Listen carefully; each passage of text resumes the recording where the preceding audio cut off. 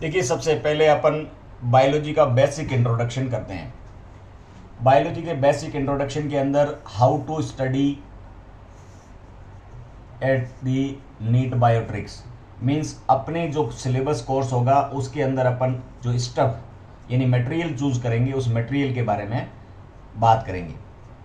देखिए, जो आजकल एग्जामिनेशन का जो ट्रेंड है वो ट्रेंड बताता है कि एनसीईआरटी से बाहर जनरली कोई क्वेश्चन नहीं आता, लेकिन फिर भी अपन या जनरली बच्चे कहते हैं कि 2 या 4 या 5-6 क्वेश्चन है वो बाहर से आ गए। तो वो 5-6 क्वेश्चन बाहर कहाँ से आते हैं ये भी देख लेते हैं। यहाँ पर अपन स्टफ के अंदर सबसे पहला स्टफ है जो है एनसीईआरटी का टेक्स्ट मैटर या थ्योरी। इस थ्योरी के बाद में एनसीईआरटी के हर एक चैप्टर के बाद में 1 या 1.5 पेज की समरी दे रखी है। अब उस समरी में कई बार इस थ्योरी या टेक्स्ट मैटर से कुछ चीज़ें हैं वो अलग हो जाती है। कुछ या मतलब अलग कितना होगा, 1, 2 या 3 लाइन्स, इससे ज़्यादा कुछ अलग नहीं है। लेकिन पेपर बनाते टाइम में इस समरी में से कुछ क्वेश्चन है वो निकाल के और पेपर के अंदर चिपका दिए जाते हैं। इसके बाद में अपन देखते हैं कि हर एक चैप्टर के बाद लास्ट के अंदर क्वेश्चन आंसर सेशन है। अब वो क्वेश्चन आंसर एक्चुअल में तो useful for 11th and 12th class है, लेकिन इसमें से भी ऑब्जेक्टिव क्वेश्चन बनते हैं और वो नीट एम्स के एग्ज़ाम में आ जाते हैं। इसके बाद में ये जो टेक्स्ट मैटर है उस टेक्स्ट मैटर का एक पार्ट है जो आपके प्रैक्टिकल मैनुअल्स है वो भी अलग से दे रखा है। कुछ स्टेप या कुछ बातें आपको इस प्रैक्टिकल मैनुअल से भी सीखनी पड़ती, क्योंकि ये भी सिलेबस में है। तो जनरली बच्चे एनसीईआरटी की बुक पढ़ लेते हैं और प्रैक्टिकल मैनुअल की तरफ ध्यान नहीं देते। तो ये भी एनसीईआरटी के अंदर हम इंक्लूड करके इसको पढ़ेंगे। फिर उसके बाद में एनसीईआरटी की एक ऑब्जेक्टिव किताब है जिसका नाम है एग्जाम्पलर। अब इसमें बिल्कुल ओनली ऑब्जेक्टिव ही दे रखे हैं, तो अपन 1 बाय 1 इसके सारे के सारे क्वेश्चंस है वो करेंगे। और उन क्वेश्चन में अगर इस थ्योरी से अलग कुछ अगर मटेरियल मिलता है उसको भी डिस्कस करेंगे। लेकिन यहाँ पर जो मेन एम्फेसिस रहेगा वो ये इस बात पे कि क्वेश्चन आंसर में कुछ लॉजिकल रीजनिंग है, एनालिटिक अप्रोच है, या फिर कंपेरेटिव यानी बायोलॉजी को किस तरह से अपन फिजिक्स और केमिस्ट्री के लॉज से कनेक्ट करके और क्वेश्चन बना सकते हैं। तो इस तरह से लॉजिकल रीजनिंग के क्वेश्चन भी बनेंगे जिसको बच्चे को अपने माइंड का यूज़ करके और आंसर देना पड़ता है। इसके बाद में अभी रिसेंटली जो लेटेस्ट एडिशन है किताब का उसके फर्स्ट पेज पे यानी शुरुआत में 11th में भी और 12th में भी 2 QR कोड दे रखे हैं। और उसके बाद में हर एक चैप्टर में यानी 11th के 22 चैप्टर और 12th के 16 चैप्टर, इन सारे चैप्टर के शुरू के अंदर एक QR कोड दे रखा है। उसको अपन मोबाइल के QR कोड रीडर से अगर पढ़ते हैं तो उसके अंदर कुछ न कुछ स्टेप मिलता है। उस स्टेप से भी कुछ क्वेश्चंस है वो बनेंगे। यानी अपन सारा चैप्टर पढ़ने के बाद में अगर इस QR कोड रीडर से पढ़ते हैं तो कुछ क्वेश्चंस या कुछ स्टफ है अपने को एक्स्ट्रा मिलेगा। इसके अलावा अपनी CBSE यानी एनसीईआरटी कहती है कि आपको दीक्षा ऐप, इस ऐप के अंदर वीडियोस दे रखे हैं, इन वीडियोस को भी देखना चाहिए। अब बच्चे के पास में इतना टाइम नहीं होता तो यहाँ पर अपने नीट बायोट्रिक्स में ये जो थ्योरी से एक्स्ट्रा जो भी मैटर मिलेगा इस दीक्षा वाले ऐप के अंदर वो है उसको अलग से एक्सप्लेन करके और सारा का सारा स्टफ है वो इसके अंदर दे दिया जाएगा। इसके बाद में ऑब्जेक्टिव की क्वेश्चंस की प्रैक्टिस करने के लिए तो सबसे अच्छा रहता है कि आप प्रीवियस ईयर्स के क्वेश्चंस की प्रैक्टिस करो। अभी रिसेंट में जो 35 + 15 यानी ये क्वेश्चन तो होंगे जूलॉजी के, और इतने ही 35 + 15 ये होंगे बॉटनी के। इस तरह से जो 100 क्वेश्चन है उसमें से आपको 90 क्वेश्चंस ही अटेंड करने हैं। ये जो पैटर्न है वो 21 का पैटर्न है, और इसके बाद में अपन 21 के बाद 20 का यानी 2020 का क्वेश्चन पेपर सॉल्व करेंगे। उसके बाद में 2019 का करेंगे, फिर 18 का, 17 का, इस तरह से पीछे बढ़ते जाएंगे और जितने पॉसिबल हो सकते हैं उतने प्रीवियस ईयर्स के क्वेश्चन पेपर है वो सॉल्व करेंगे। इसमें मेजर ध्यान ये रखना है कि जहाँ से पैटर्न चेंज हुआ है उससे पहले के अगर क्वेश्चन पेपर सॉल्व करेंगे तो अपने लगेगा कि एनसीईआरटी है वो बाहर से क्वेश्चन आ रहे हैं। इसका मीनिंग ये है कि एनसीईआरटी में भी नया एडिशन और पुराना एडिशन है। मुख्य रूप से जो भी क्वेश्चन पेपर आएंगे, अभी क्वेश्चन आएंगे, वो अभी लेटेस्ट एडिशन से ही आपको मिलेंगे। इसके बाद में अपन जनरली इंस्टीट्यूट्स में देखते हैं कि इंस्टीट्यूट्स में क्या होता है कि आपको थ्योरी, अब थ्योरी को भी डिटेल लिखवा लेते हैं बीएससी एमएससी लेवल का, तो बच्चा है वो उसी के अंदर खो जाता है और उसको मेमोराइज नहीं कर सकता। लेकिन अगर जिस तरह से सीबीएसई बोर्ड और टेस्टिंग एजेंसी कहती है कि एनसीईआरटी से बाहर क्वेश्चंस नहीं आएंगे, तो उसको एक एक लाइन और एक एक वर्ड अगर अच्छी तरह से ग्रास्प कर लेते हैं तो कहीं से भी कोई क्वेश्चन बाहर नहीं जाएगा। तो इसके लिए हमने क्या किया है कि हर एक चीज़ जो अगर टिपिकल लगती है या जिसके अंदर कुछ ट्विस्टिंग है, उसकी सिंपल लॉजिकल ट्रिक्स बनाकर, यानी ट्रिक्स भी कैसी है, लॉजिकल ट्रिक्स, उसको बनाकर और हर चीज़ को लॉन्ग टर्म या परमानेंट मेमोराइज करने के हिसाब से कोर्स को डिज़ाइन किया है। यानी हर एक चैप्टर के अंदर बीच बीच में और अलग से भी आपको लॉजिकल ट्रिक्स मिलेगी। फिर एक एम्फेसिस यानी टेक्स्ट जो आपका थ्योरी है उससे कुछ हटके चीज़ें डायग्राम के अंदर मिल जाती है। तो एक एक डायग्राम एनसीईआरटी का अगर एक्सप्लेन कर लें तो कोई भी बात बच नहीं जाती। यानी इस डायग्राम के बारे में इतना एक्सप्लेन करो कि इस डायग्राम से रिलेटेड, या कोई डाटा दे रखा है उस डाटा का एनालिसिस करो, या कोई साइंटिस्ट, जैसे हमारे 11th और 12th के अंदर मिलाकर और टोटल 10 यूनिट्स बनती है और हर एक यूनिट से पहले एक साइंटिस्ट जो मेजर साइंटिस्ट है उस साइंटिस्ट की डिटेल दे रखी है। आजकल ट्रेंड बन रखा है कि एक क्वेश्चन आपका फिक्स साइंटिस्ट से पूछेंगे, यानी इन 10 साइंटिस्ट के पेज में से आपका एक क्वेश्चन फिक्स आएगा। तो इस न्यूमोनिक लगा के और इन साइंटिस्ट को भी अच्छी तरह से तैयार करना है। फिर उसके बाद में हमें क्या करना है कि प्रैक्टिस के लिए कुछ प्रैक्टिस पेपर्स बनाएंगे। जैसे अपनी इतनी सारी काम करने के बाद में अगर किसी तरह से क्वेश्चन बनाने हैं, क्वेश्चन बनाने का जो पैटर्न है वो इस तरह से रहेगा कि टफेस्ट या हार्डेस्ट स्टफ है वो आपकी उसके अंदर पेपर के अंदर आ जाए। यानी आप क्वेश्चन पेपर की प्रैक्टिस करें तो आपके दिमाग के ऊपर जोर पड़ना चाहिए और आपको लगना चाहिए कि ये तो बहुत ही पेपर टफ है। टफ से टफ की प्रैक्टिस कर लीजिए ताकि एग्ज़ाम के अंदर आपको सिंपल हर चीज़, इससे इसकी कंपैरिजन के अंदर आपको सिंपल ही देखने को मिले। इस तरह से इस स्टेप को ध्यान में रख के और सारा कोर्स है वो डिज़ाइन किया हुआ है। अब इसके बाद में आपको देखना है कि आपको मेमोराइज किस तरह से करना है। अब मेमोराइजेशन का अपना एक मेथड होता है। मेमोराइजेशन में जनरली हम अपन देखते हैं कि एक तो होता है कि कंटिन्यूसली पढ़ते जाओ, अगर वापस रिमाइंड या रिवाइज नहीं करते हैं, अगर रिवाइज नहीं करेंगे तो मेमोराइजेशन नहीं होता है। लेकिन कुछ बातें ऐसी होती है कि अगर ढंग से एक बार ही पढ़ लें तो दोबारा रिवीजन की भी ज़रूरत नहीं होती। अब पढ़ने में क्या होता है कि सबसे पहले तो होता है कि भी आपकी कंसंट्रेशन बना के और पढ़ना चाहिए। तो कंसंट्रेशन का जो बिहेवियर है वो बिहेवियर कहलाता है आपका डोंकी बिहेवियर। डोंकी बिहेवियर का मीनिंग ये होता है कि बिहेवियर कैसा है, इसका कंसंट्रेशन का रिजिड बिहेवियर है। यानी आप अगर कंसंट्रेशन बनाने की कोशिश करते हैं तो कंसंट्रेशन नहीं बनती, इसलिए आपको हर चीज़ को रिलैक्स होके और मेमोराइज करना है, पहली बात।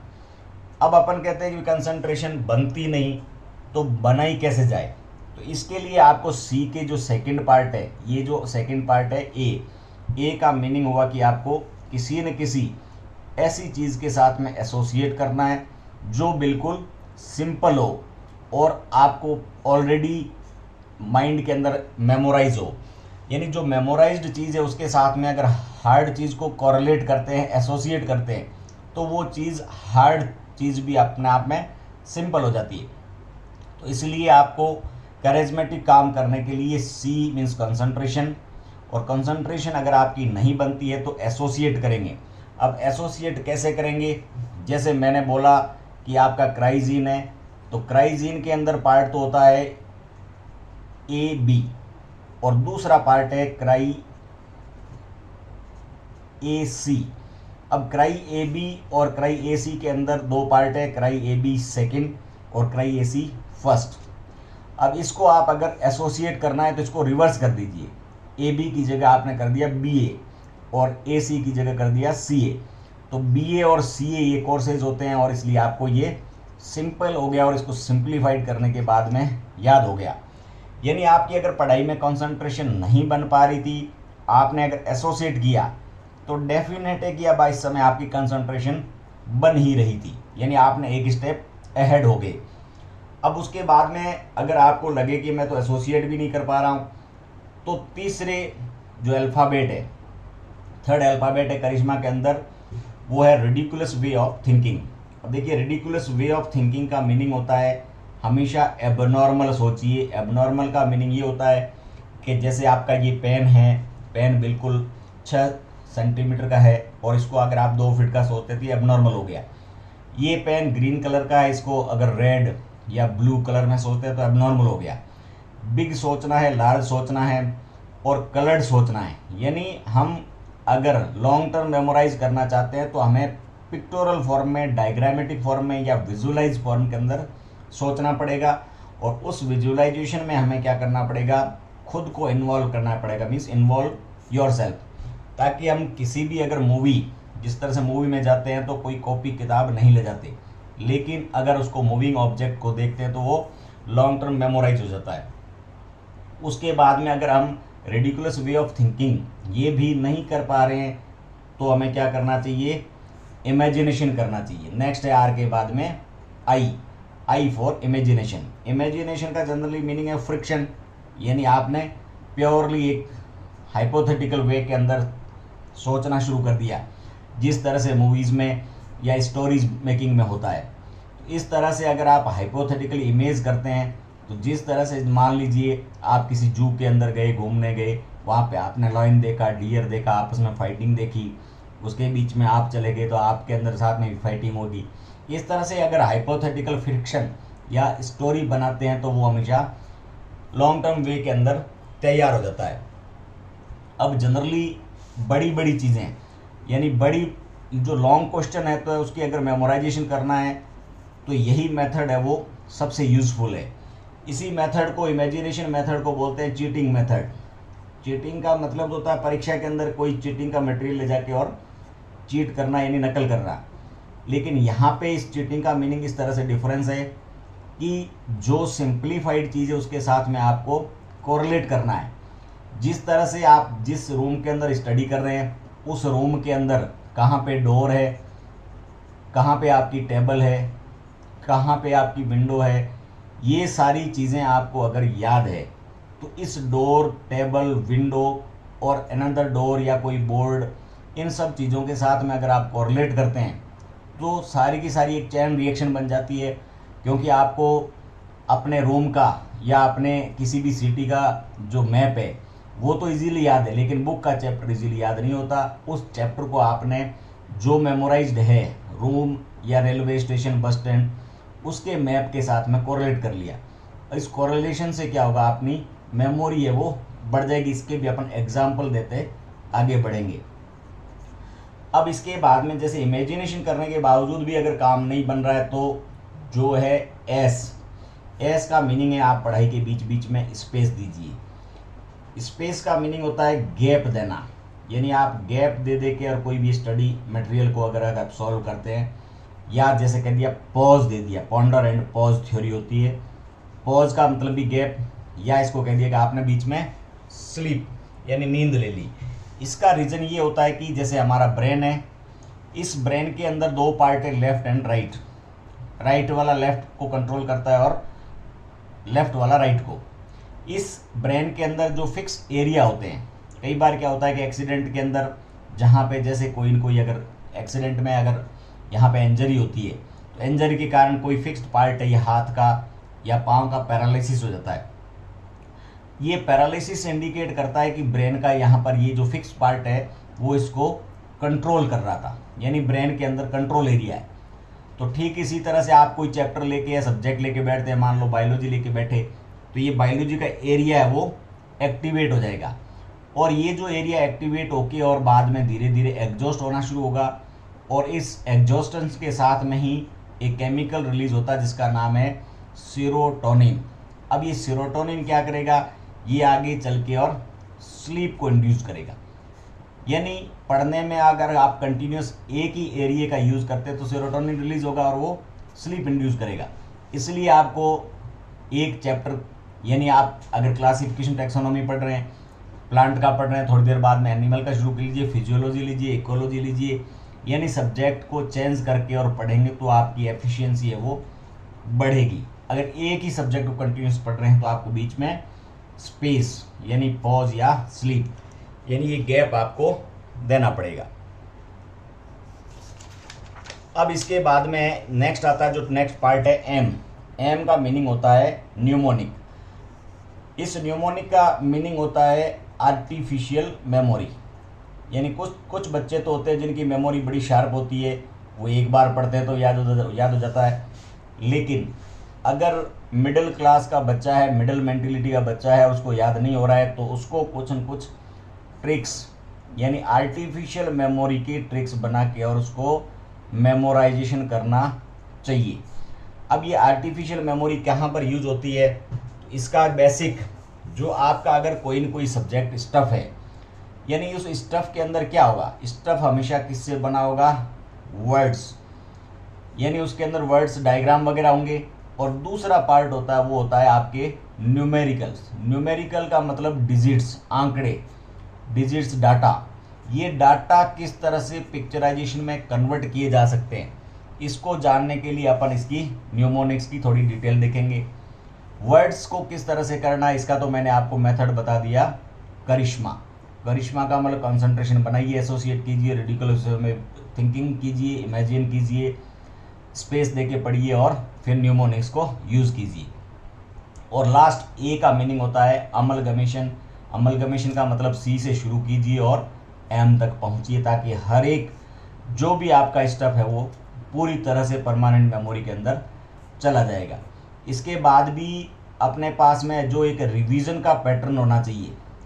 अगर जो भी अपन स्टडी मटेरियल यूज़ कर रहे हैं उसको 24 आवर्स के अंदर एक बार रिवाइज करना चाहिए, 7 डेज में रिवाइज करना चाहिए और विद इन मंथ है एक बार रिवीजन करना चाहिए।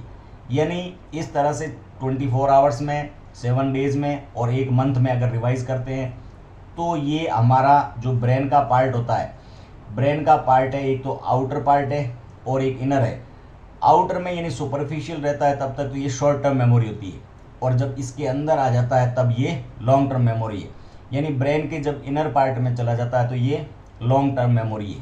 तो इस तरह से ये 3 बार अगर रिवीजन होता है तो ये परमानेंट मेमोरी में चला जाएगा। अब अपन देखते हैं कि कोई डाटा या न्यूमेरिकल है उसको किस तरह से पिक्चराइजेशन फॉर्म के अंदर मेमोराइज करते हैं। तो इसके लिए क्या होता है कि जैसे आपके पास में जितने भी डाटा न्यूमेरिकल्स है, डिजिट्स है, उन डिजिट्स को किसी अंग्रेजी के अल्फ़ाबेट में कन्वर्ट कर लेना है। जैसे मैं यहाँ से 1 2 3 4 5 6 7 8 9 और 10 जीरो, इस तरह से इन जीरो से लेके और 9 तक को मैं अगर किसी अल्फ़ाबेट में कन्वर्ट करता हूँ। इस अल्फ़ाबेट का हिंदी में भी कुछ मीनिंग होता है। अब हिंदी वाले और अल्फ़ाबेट का मीनिंग आपको रिवर्स डिकोड करके और ये न्यूमेरिकल रखना है। अगर इस तरह से अगर डिकोडिंग कोडिंग अगर सक्सेसफुली कर लेते हैं तो एनसीईआरटी बायोलॉजी के नियरली अबाउट क्वेश्चन पेपर के अंदर out of 19 nearly about 10 to 15 question होते हैं जो डिजिट से रिलेटेड होते हैं, वो आपके परमानेंट मेमोरी के अंदर मेमोराइज हो जाएंगे। तो यहाँ पर अपन इसको डायग्रामेटिक फॉर्म में कन्वर्ट करने के लिए जैसे सबसे पहले देखते हैं 1 को अगर इस तरह सीधा लिख के और इसको इस तरह से लिखते हैं ट्रांसवर्स तो ये बन जाता है टी का हिंदी में मीनिंग हो जाएगा ट। और जिस तरह से जैसे ही ट आपको देखने को मिले तो इसका आपको सोचना है 1। दूसरा डिजिट है आपका एन।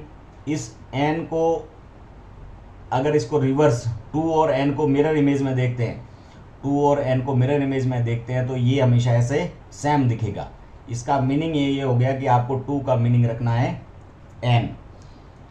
इसके बाद में अगर 3 को अगर मिरर इमेज में देखते हैं, मिरर इमेज में तो आपको 3 और एम ये आपको सिमिलर दिखेंगे। यानी 3 का मीनिंग आपको हमेशा सोचना है एम या म का मीनिंग आपको सोचना है रिवर्स कोडिंग में, डिकोडिंग के अंदर 3। अब नेक्स्ट देखते हैं 4 या 4। हिंदी में लिखते हैं तो ये होता है 4, लास्ट में आ गया र। इंग्लिश में लिखते हैं तो 4 इसके लास्ट में भी आर या र। ग्रीक में लिखते हैं तो भी क्वार्टर का मीनिंग में लास्ट में आ गया आर। इसका मीनिंग ये होगा कि 4 का मीनिंग आपको सोच के और क्या रखना है, आर या र। यानी र या आर मिले देखता आपको इसका मीनिंग सोचना है 4।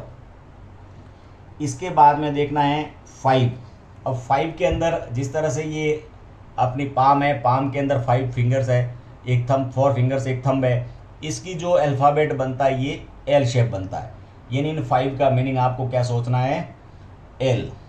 और इसी को अगर इस तरह से मुट्ठी बना लेते हैं तो ये बन जाएगा डी। यानी इसका 5 का मीनिंग आपको सोचना है एल या फिर डी।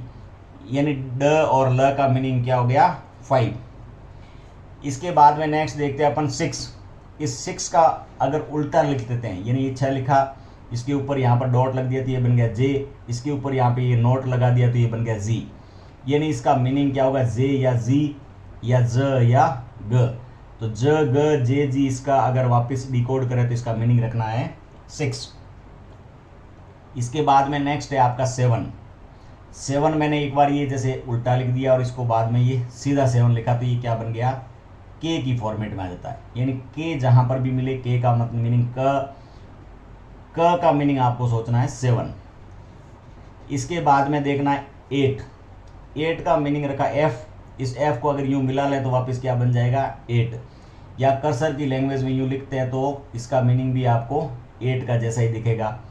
यानी एफ या फ, या इसका मीनिंग जैसे वी है, एक वी आपने सीधा लिखा और दूसरा उल्टा लिख कर बीच में लाइन खींच दी तो ये बन गया 8 के जैसा। यानी फ और व या एफ या वी, इन सब को डिकोड करके और इसका मीनिंग निकलेगा 8। इसके बाद में नेक्स्ट है 9। अब इस 9 की अगर पूंछड़ी पकड़ के और सीधा करते तो ये बनता है पी, और या इसको रिवर्स इमेज में देखते ये बनता है बी। यानी पी या बी, या हिंदी में इसको प या ब कहते हैं। तो ये इसको प या ब या पी या बी का मीनिंग हो गया 9। इसके बाद देखते हैं अपन 0। अब 0 में जो पहला जेड आता है, इसको अगर मिरर इमेज में देखते हैं, मिरर में ये जेड को अगर उल्टा करके देखते हैं तो ये बन जाएगा एस। इस एस का मीनिंग आपको 0 सोचना है। जनरली क्या होते हैं बच्चे ओ सोचेंगे, वो आपको ओ है वो नहीं सोचना है। यानी 0 का जेड है, जेड का रिवर्स उल्टा मिरर इमेज देखते हैं तो ये बन जाता है एस का मीनिंग होंगे स, श और या षटकोण वाला स। इन सब का मीनिंग आपको सोचना है 0। अब ये जो 1 से लेकर और 0 तक आपने जो सोचे हैं उसके अंदर खूब सारे अल्फ़ाबेट है। यानी आपका टी है, एन है, एम है, आर है, एल है, डी है, जी जे है, के है, एफ है, वी है, पी बी है और एस है। लेकिन इसमें कोई भी आपका वोवेल नहीं है। यानी वोवेल का मीनिंग होता है ए, ई, आई, ओ, यू, और विदाउट वोवेल कोई वर्ड का फॉर्मेशन नहीं होता है। अब अगर इनमें वोवेल नहीं है तो मीन्स आपको वोवेल तो मेमोराइज करना ही नहीं है, वोवेल के बारे में सोचना ही नहीं। जहाँ पर भी किसी पिक्चोरल फॉर्म के अंदर, डायग्राम के अंदर वोवेल मिले, उस वोवेल को हटा दो और बाकी सब का मीनिंग क्या निकलेगा, या तो 1 निकलेगा, 2 निकलेगा, 3 निकलेगा, 4 निकलेगा, 5 निकलेगा, 6 निकलेगा, 7 निकलेगा, 8 या 9 या 0। तो जैसे अपन एग्जाम्पल देखते हैं, अब इसका एग्जाम्पल देखते हैं तो एग्जाम्पल देखा, जैसे मैंने लिखा ये महेंद्र, तो महेंद्र के अंदर एम की मीनिंग हो गई 3, ए या ई ओ का होगा नहीं, एच का मीनिंग हो गया 2, ई का होगा नहीं, और एन का मतलब हो गया 2, और डी का मीनिंग हो गया 5, और आर का मीनिंग हो गया 4। इस तरह से जो ये महेंद्र है, इस महेंद्र को अगर कोडिंग डी कोडिंग करते हैं तो इसका मीनिंग हो गया 3254। अब अगर इतना बड़ा डिजिट याद करते, ये याद नहीं रहता, इसकी बजाय आपने अगर यहाँ पे लिखा हुआ है कि ये है 3254 तो अपन इसके नीचे लिखते 3 का मीनिंग होता है एम, 2 का मीनिंग हो गया एन, 5 का मीनिंग हो गया डी, और 4 का मीनिंग हो गया R, M N D R, और इससे वर्ड बना देते महेंद्र। तो वापस महेंद्र की जो शक्ल है कहीं पर भी वो याद रह जाती। या सिंपली अपन कहते हैं राम, राम में आर है तो आर का मीनिंग 4 होगा, ए आई ओ यू का होगा नहीं, एम का मीनिंग 3 है, तो राम, रामू, जो भी आपको सोचना है इसका मीनिंग क्या आएगा 43। जैसे 42 का है तो रानी हो गया, आपने रेट सोचा तो रेट का मीनिंग क्या हो गया 41 हो गया, ई आई ओ का होगा नहीं। कुछ भी इस तरह से सोच के और कोडिंग और डी कोडिंग करने से आपको कोई लंबे से लंबी और मुश्किल से मुश्किल आंकड़ा है, डिजिट है, डाटा है, वो याद हो जाएगा। इसके बाद में कुछ डायग्रामेटिक फॉर्मेट है जो 1 से लेके और 19 तक आपको इसको सिंबॉलिक फॉर्म में भी सोचना है। जैसे रिडिकुलस वे में सोचते हैं तो लंबे टाइम तक वो मेमोराइज रहता है। जैसे 1 है तो 1 अपने यूनिवर्स के अंदर 1 सन है, यानी सूर्य एक ही है, सन एक ही है, तो 1 सोते टाइम हमेशा सूरज और उसके चारों तरफ जो गर्मी पड़ रही है उसके बारे में सोचना है।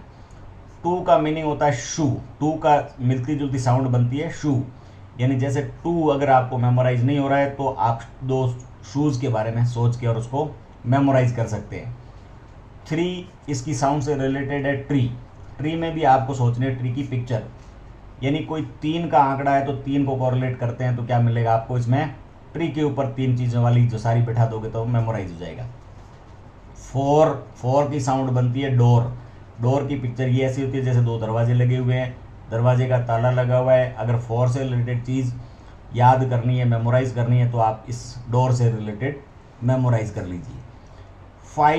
5 से रिलेटेड कोई लेडीज़ यानी वाइफ और नाइफ, नाइफ मतलब चाकू, यानी 5 चीज़ कोई अगर नहीं कोरिलेट बैठ नहीं रही है तो आप इसको किसी लेडीज़ या चाकू से साथ में कोरिलेट करेंगे तो वे याद हो जाएगी।